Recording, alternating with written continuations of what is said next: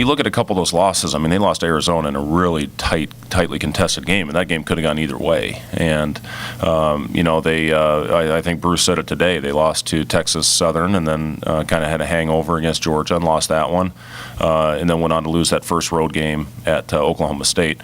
But that team's really found itself. Again, Bruce Weber's team. They're always going to defend you. First and foremost, you're going to get all over the floor. They're going to be up in you. So you got to take care of the ball. You got to be smart. But they're playing better offensively now, and Smart is Foster, is a kid that is as gifted a scorer as anybody in our league when he gets it going.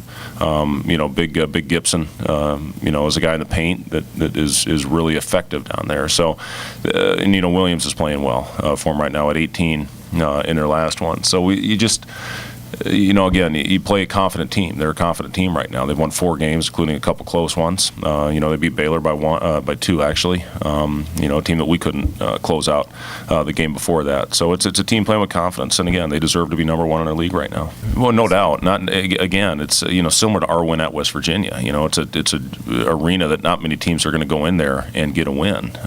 So it's a confidence builder. When you can go on the road and beat a team that got first place votes, that's going to breed confidence in your players, and they're certainly playing confident right now. Jamil has, I think the more in shape he gets, in game shape, obviously the bigger impact he can have. I mean, that little 3 or 4 minute stretch he had in the second half against Kansas that just kind of opened things up for us. I think it was 3 straight possessions he got to the rim. He got 2 dunks on consecutive possessions, and then he got himself to the free throw line on a third. And then the things that I guess maybe you don't notice or don't show up in the box score is when those wings suck in. That's what creates some open threes. Naz was the recipient of a couple of those. So not only people talk about what Jamil's impact is as far as a rim protector, but offensively he gives you so much because of his commitment to running, and he gets up and down the floor, and he does it every time. He's not a selective runner. He plays himself to the point where he can't play anymore, and that's what you want out of all your guys. We're always going to try to get the pace established to where we want it. Sometimes we have more success than others. The other night was a great example of getting out and playing with that pace after makes, after misses, and we want to try and do that. We haven't done, in the games we've lost, we have not controlled pace very well. But a lot of that is getting off to a good start so you can get the pace where you want it. We work on our transition offense every day. We work on our transition defense every day.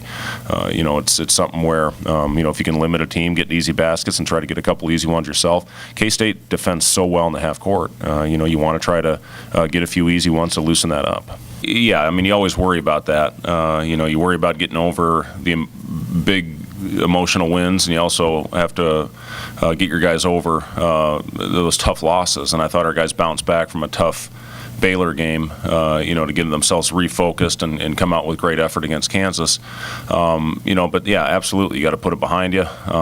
Yesterday was more of a mental type day. A couple of us went out recruiting yesterday, and we had a little bit later workout. So hopefully the guys got themselves some rest. Sleeping in a little bit. But they were sharp. They were sharp yesterday, and today we'll get back after it and compete again. And this is a little different. The body clocks will be a little different because we're not playing an 8 o'clock game. We get to play at 6. El Randy's going to be better because it's a 6 o'clock game tomorrow night. So we'll get them ready. You hope they come out with the same type of effort, because I know Kansas State is going to play extremely hard. They had a huge win at Oklahoma earlier in the year, and that's a very difficult place to win. They're the first place team in our league, so I would hope we would come out with some urgency out of the locker room tomorrow. We really stress playing without our hands. It's something from the very first day of practice in October. We talk about not giving the other team free points. Kansas didn't shoot a free throw until almost 10 minutes left in the game, and that's huge when you can keep off the line and make another team make shots. I also thought we did a good job of taking away some of their paint touches with their bigs by really forming a wall around their big guy and hopefully making them take tough contested shots. But it's a conscious effort to try to play without our hands. West Virginia, we put them on the line too much. We were better the last couple, but that's important. To shoot more free throws than your opponent. Does